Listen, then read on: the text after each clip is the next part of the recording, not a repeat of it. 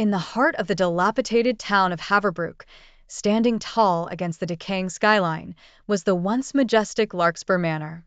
Its reputation had long since overshadowed its former grandeur, whispered about in ominous tones by the few remaining townsfolk.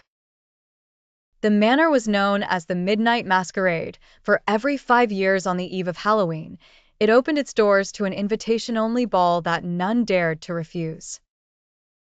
Evelyn Mercer, a young woman with an insatiable curiosity and a thirst for the unknown, found herself clutching an intricately embossed invitation, golden letters glistening ominously under the moonlight. Her grandmother had once spoken about the cabalistic nature of the invitations, warning her never to attend if one came to pass her. But Evelyn's hunger for adventure and the unanswered questions that filled her heart were too compelling to ignore.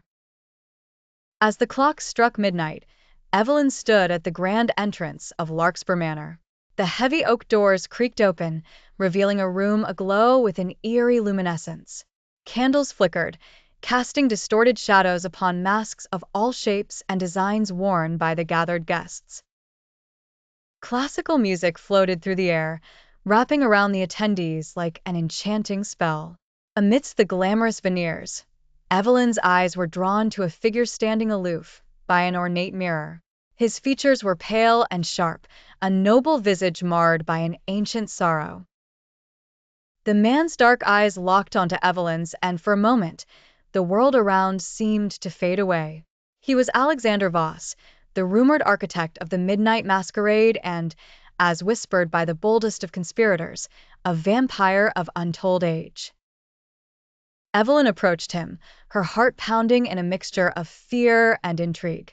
As she neared, Alexander extended his hand with a measured grace, leading her to join him in dance. As they swirled across the polished marble floor, whispers filled Evelyn's ears. They spoke of times long past, of feasts where blood was the wine of choice, and of a curse that bound this soul to darkness until a heart pure and untainted broke the cycle. "I see in you, Evelyn, something I have not seen in centuries," Alexander whispered softly, his voice a symphony of melancholy and hope. Before she could respond, the clock chimed again. Midnight had come. The masks began to fall, revealing faces both beautifully and grotesquely altered. Eyes glowed with an unnatural luminescence, and fangs gleamed under the flickering lights. Evelyn suddenly realized she was in the heart of a vampire's den.